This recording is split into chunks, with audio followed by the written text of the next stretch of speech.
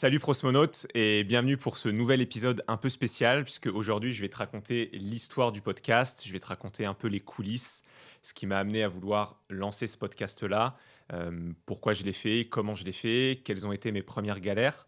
Parce que voilà, tout simplement, je me rends compte que j'interviewe des gens qui ont osé changer. Je ne me suis pas spécialement présenté, je n'ai pas expliqué le déclic, le pourquoi j'ai décidé de faire ce podcast-là. Et je trouvais ça intéressant comme exercice de me prêter aussi à ce que font mes invités, c'est-à-dire de pouvoir témoigner des peurs que j'ai eues, des craintes, de comment j'ai pu les dépasser, de celles que je traverse encore. Et voilà, de pouvoir t'expliquer dans les grandes lignes ce qui m'a motivé pour le podcast et voilà ce que je compte en faire.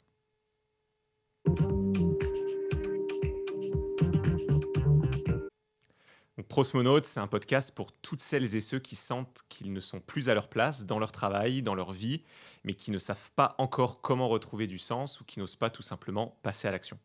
Pour faire simple, ce podcast, il est fait pour toi si tu rêves de te reconvertir, de lancer un projet entrepreneurial, en bref, de changer de vie. Mais que tu te sens bloqué, paralysé ou perdu, que ce soit à cause de croyances limitantes, de peurs, de doutes que tu aurais pu identifier ou pas forcément. Alors, juste pour bien clarifier les choses, ce podcast, il n'est pas là pour t'inspirer.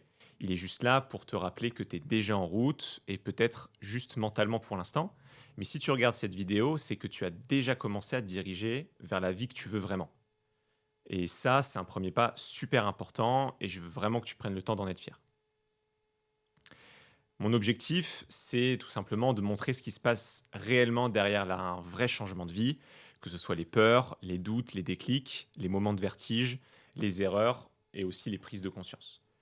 Je ne veux pas te montrer des discours motivants qu'on voit partout, ni les réussites qui sont souvent embellies, mais ce que je veux vraiment capturer, c'est la vraie psychologie du changement, comment on se sent dans ces moments-là et sur la durée. Je veux que chaque personne qui découvre une de nos transmissions, parce que c'est comme ça qu'on appelle ici les épisodes, c'est les transmissions, puisse écouter et se dire, ok, je suis pas seul, ce que je ressens, c'est normal, et oui, c'est possible de vivre la vie que j'ai vraiment envie de mener, en fait, de vivre ma propre vie. Plus concrètement, avec les invités, donc les prosmonautes que je reçois, on va parler d'identité, on parle de confiance en soi, de croyances limitantes, mais aussi de décisions concrètes, de parcours, de réussite, et aussi un peu d'échecs, parce qu'il y en a et il en faut. Et je me dirais que l'objectif, il est vraiment atteint si je sais que toi, qui n'oses pas entreprendre les changements pour la vie qui te font rêver, tu as réussi tout simplement à te mettre en mouvement en écoutant l'un des épisodes.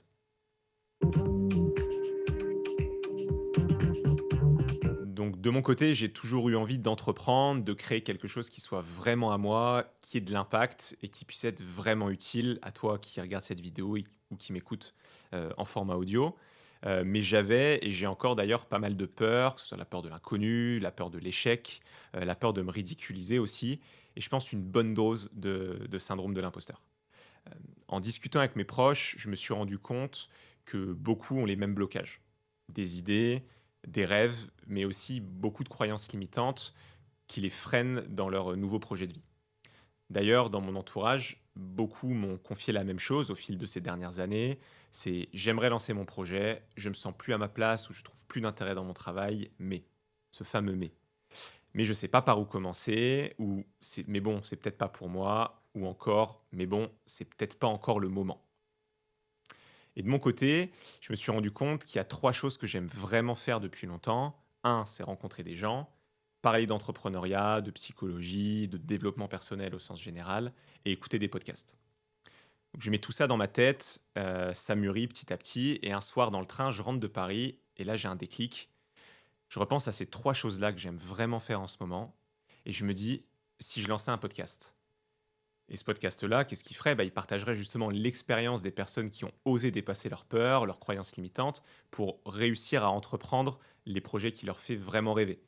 Si j'aime autant ça, si j'aime être spectateur, est-ce que je peux pas aussi aimer être acteur et me savoir utile? Pour moi, c'était une idée facile, peu coûteuse, sans grande prise de risque, et qui me permettrait de lancer ce projet-là en voyant si ça me plaît, si ça fonctionne et si ça peut aider des gens. À la fin de chaque partie, je vais te partager des apprentissages que j'ai tirés de ça. Et pour moi, l'apprentissage de ça, c'est vraiment que la meilleure façon de surmonter ses propres peurs, c'est de pouvoir aider les autres à surmonter les leurs. Ça permet de les rendre plus concrètes, de voir aussi des gens qui l'ont déjà fait, donc de se dire que c'est possible et finalement de prendre du recul et de dédramatiser un peu la peur autour de tout ça, en tout cas de la réduire, de réduire sa force et son impact.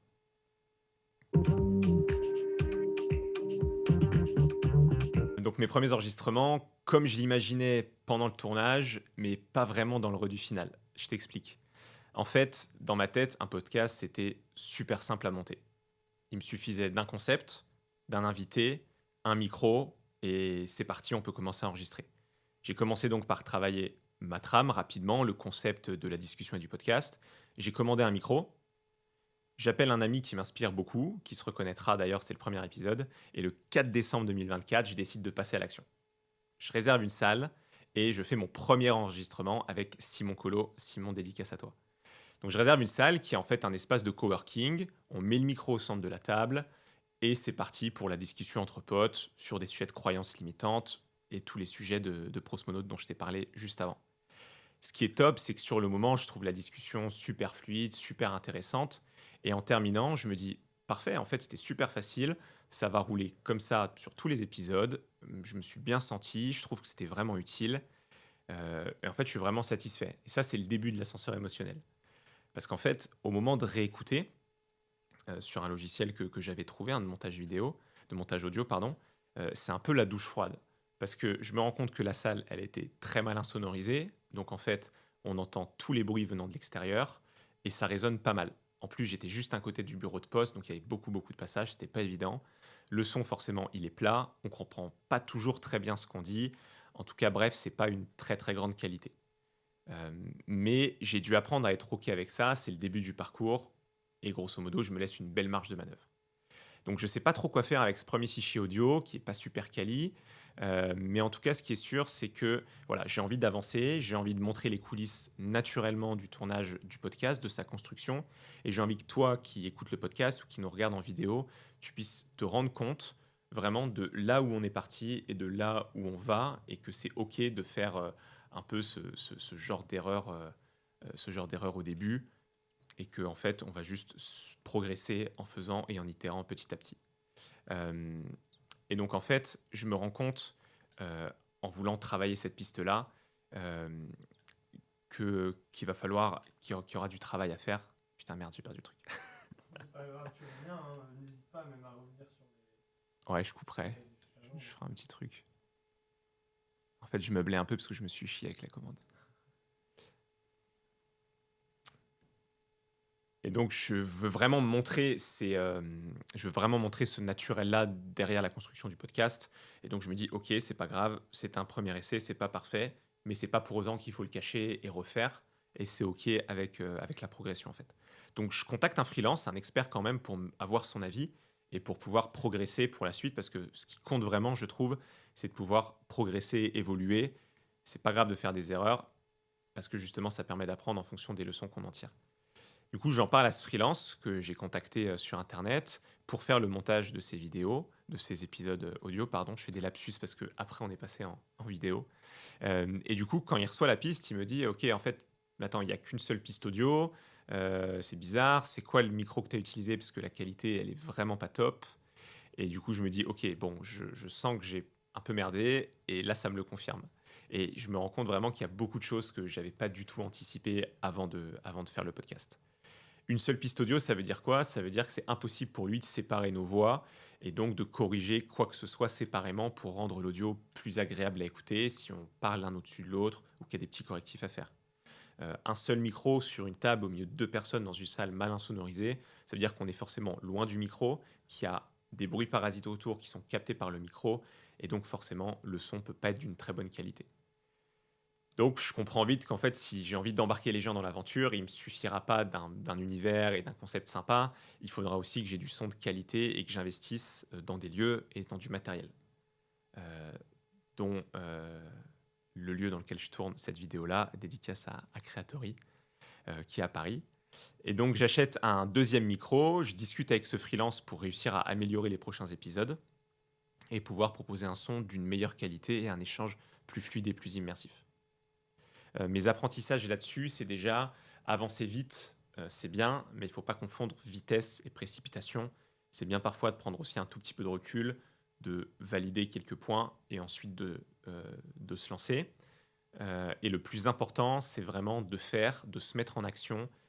Et c'est comme ça qu'on apprend de ses erreurs, parce que si j'étais juste resté chez moi, que j'avais tourné en rond et que j'avais théorisé beaucoup de choses, peut-être que je ne me serais pas lancé parce que j'aurais pensé au micro, peut-être à l'insonorisation de la salle, j'aurais mis longtemps à trouver un lieu, ça n'aurait pas matché avec le calendrier d'autres personnes. Enfin, voilà, à un moment, il faut aussi pouvoir avancer et se lancer.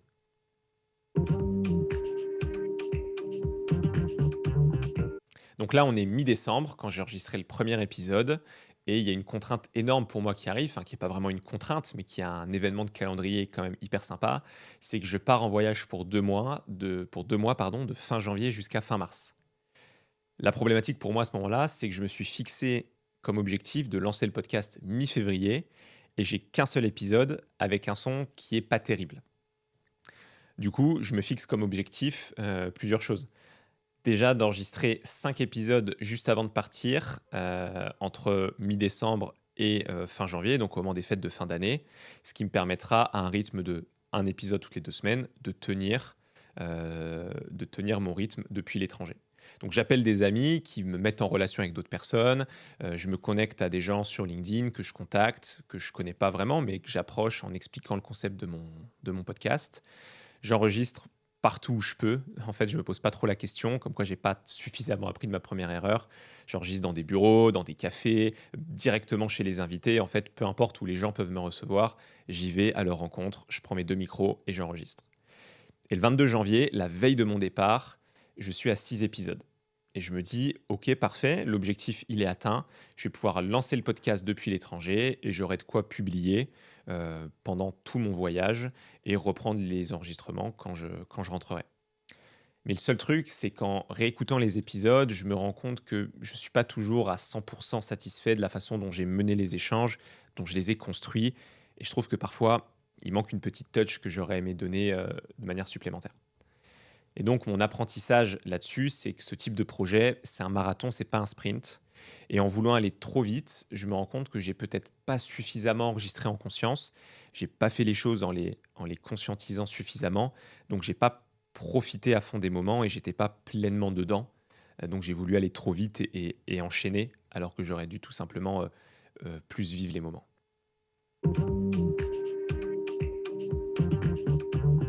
Alors, je dirais que déjà, le fait de m'exposer publiquement, le fameux syndrome de l'imposteur, la peur du jugement, du regard des autres quand on met sa tête sur les réseaux sociaux, la peur que mon concept aussi soit jugé négativement, que ça intéresse pas du tout les gens, que je trouve pas d'invités, que les gens ne veuillent pas intervenir. La peur aussi d'être jugé dans la qualité de mon travail, dans les échanges que j'ai, dans leur contenu, dans ma façon de parler aussi peut-être. Et c'est pour ça, je pense, que j'ai mis du temps à enregistrer cet épisode, qui est un épisode personnel où j'essaie de me livrer face caméra, alors que j'ai déjà tourné 11 épisodes. Donc je pense que j'ai besoin de temps. C'est aussi pour ça, je pense que j'ai mis du temps à lancer la partie vidéo, parce que j'ai enregistré les 7 premiers en audio, un peu dans la précipitation de mon départ. Euh, donc voilà, parce que je suis quelqu'un d'assez perfectionniste en général. J'aime avoir le contrôle, j'aime pouvoir anticiper. Et donc ça a été difficile de me satisfaire suffisamment et d'accepter que tout soit pas parfait pour lancer le projet. Euh, et surtout quand je vois j'avais réécouté en fait la première piste qui n'était pas d'une qualité exceptionnelle, j'ai dû mettre un peu mon perfectionnisme de côté, prendre du recul, lâcher prise et me dire ok c'est bon, on y va. Donc mon apprentissage là-dessus, c'est vraiment que la quête de la perfection, en fait, je pense que c'est une peur du jugement déguisé, ou quelques peurs qu'on peut imaginer, mais en tout cas une peur déguisée, et que l'apprentissage, la prise de confiance et l'expérience, ça s'acquiert par une chose simple qui est l'expérience, c'est la pratique, et tout simplement, il faut se mettre en action.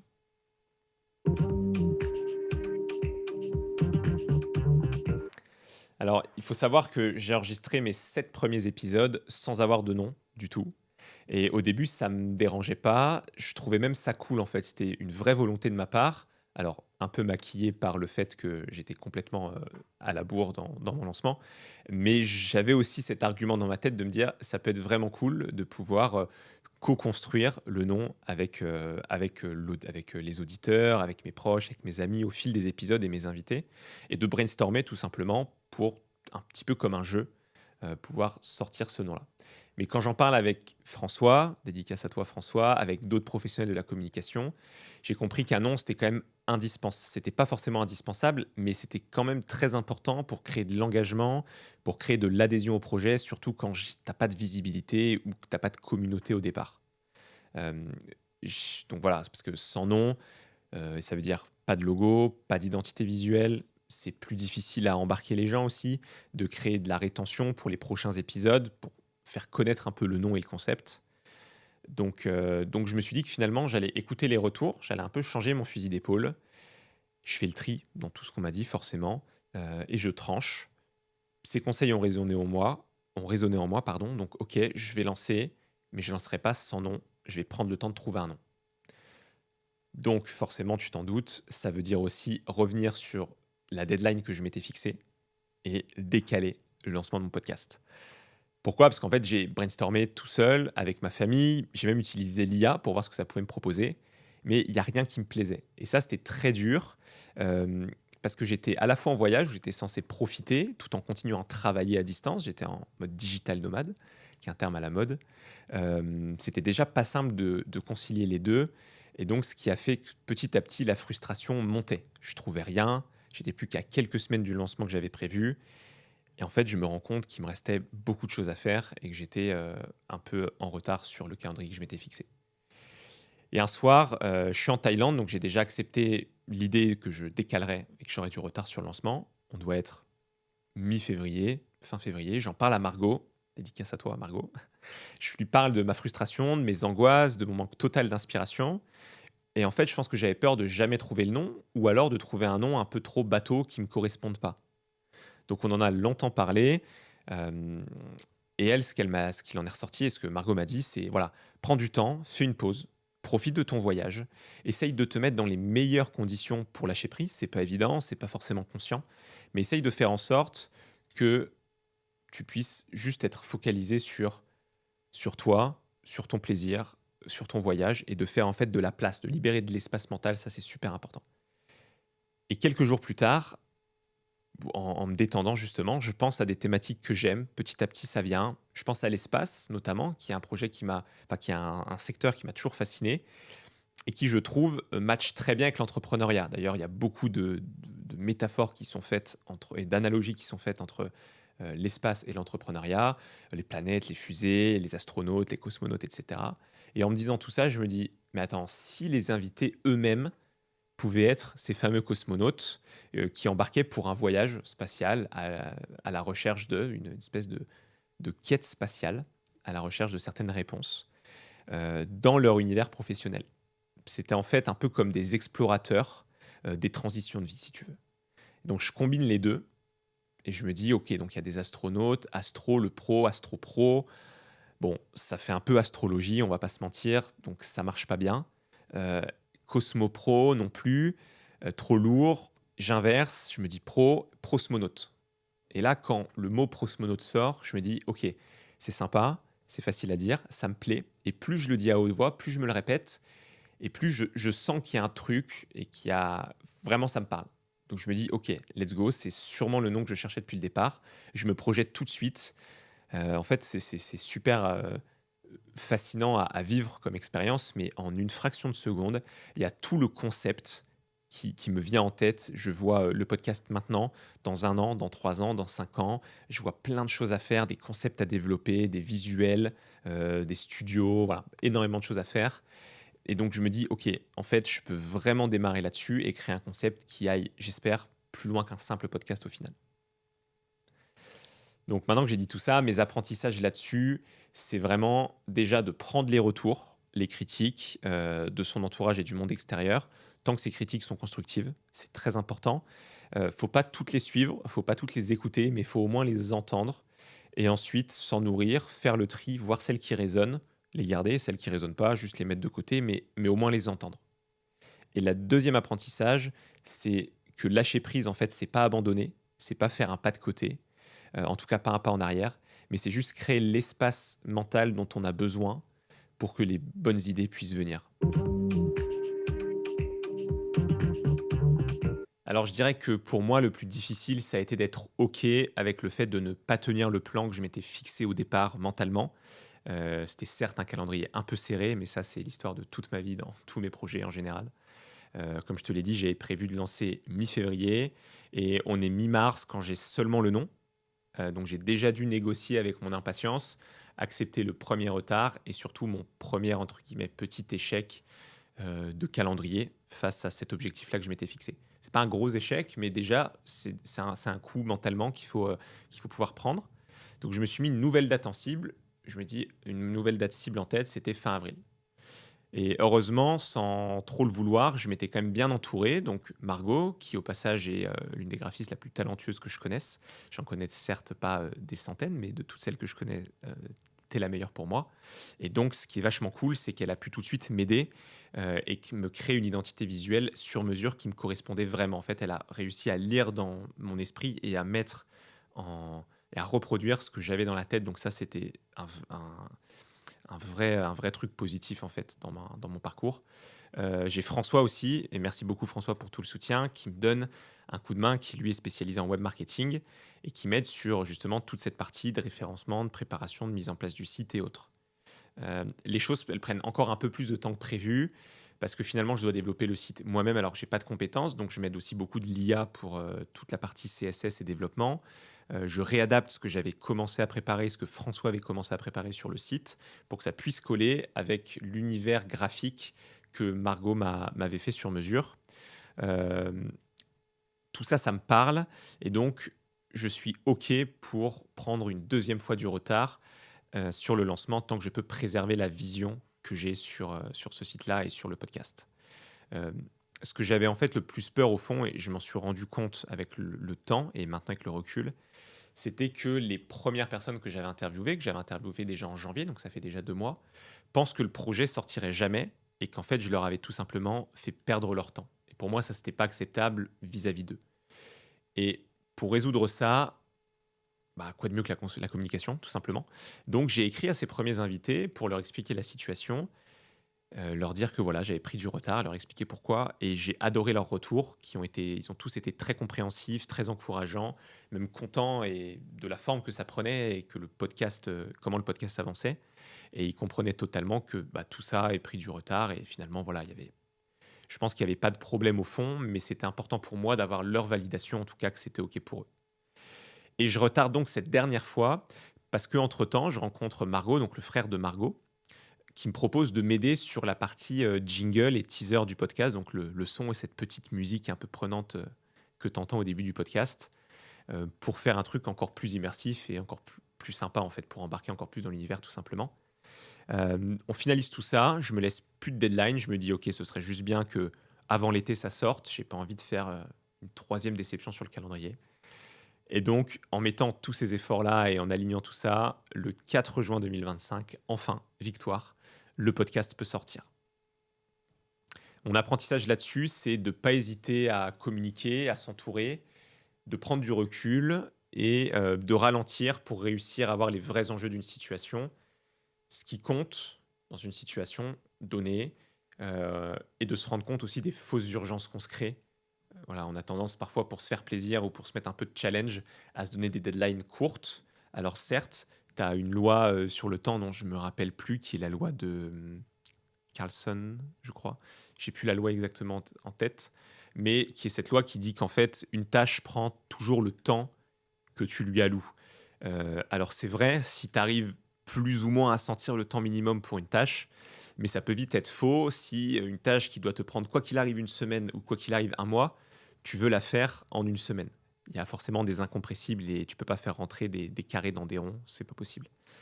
Donc voilà, c'est vraiment ça, de pouvoir prendre du recul et de comprendre ce qui est vraiment une urgence, ce qui ne l'est pas, et que tout simplement, tous ces projets-là, c'est beaucoup plus souvent des marathons que des sprints.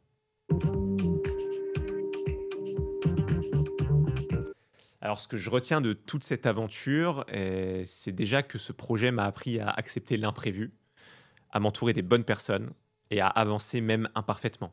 Je me rends compte, même maintenant, dans mes autres projets professionnels, que en fait, je suis beaucoup plus OK avec cette fameuse loi de Pareto, 80-20. Une fois que j'ai fait 20% du travail qui font 80% des résultats et que je suis à 80% d'atteinte de mes objectifs, alors je ne vais pas passer 80% de mon temps pour aller chercher les 20% supplémentaires.